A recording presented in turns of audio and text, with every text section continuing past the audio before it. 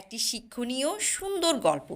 একবার একজন ডাক্তারকে জরুরি অস্ত্রোপচারের জন্য ডাকা হলে তিনি তাড়াহুড়ো করে হাসপাতালে প্রবেশ করেন। তিনি তার পোশাক পরিবর্তন করলেন এবং সরাসরি সার্জারি ব্লকে গেলেন। সেখানে তিনি একটি ছেলের অপারেশন করবে এবং তার বাবাকে অপেক্ষারত দেখতে পেলেন। তাকে দেখে ছেলেটির বাবা চিৎকার করে উঠলেন, আপনি আসতে এত সময় নিলেন কেন? আপনার কি কোনো দায়িত্ববোধ নেই? আপনি কি জানেন না যে আমার ছেলে জীবন বিপন্ন?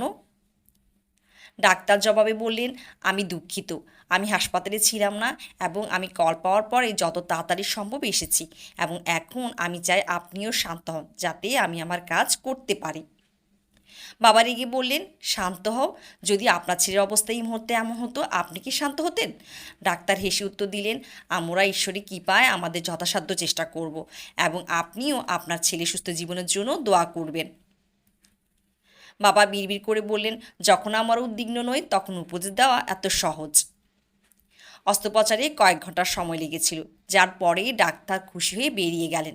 ধন্যবাদ, আপনার ছেলে রক্ষা পেয়েছে। আর বাবার উত্তরে অপেক্ষা না করে সে ছুটে চলল এই বলে, যদি আপনার কোনো প্রশ্ন থাকে নার্সকে জিজ্ঞেস করবেন। ডাক্তার চলে যাওয়ার পরে নার্সকে দেখে বাবা মন্তব্য করলেন যে সে এত অহংকারী কেন। তিনি কিছু মিনিট অপেক্ষা করতে পারেনি যাতে আমি আমার ছেলের অবস্থা সম্পর্কে জিজ্ঞাসা করতে পারি। আর নার্স অশ্রুসিক্ত কণ্ঠে উত্তর দিল, তার ছেলে গতকাল সড়ক দুর্ঘটনায় মারা গেছে।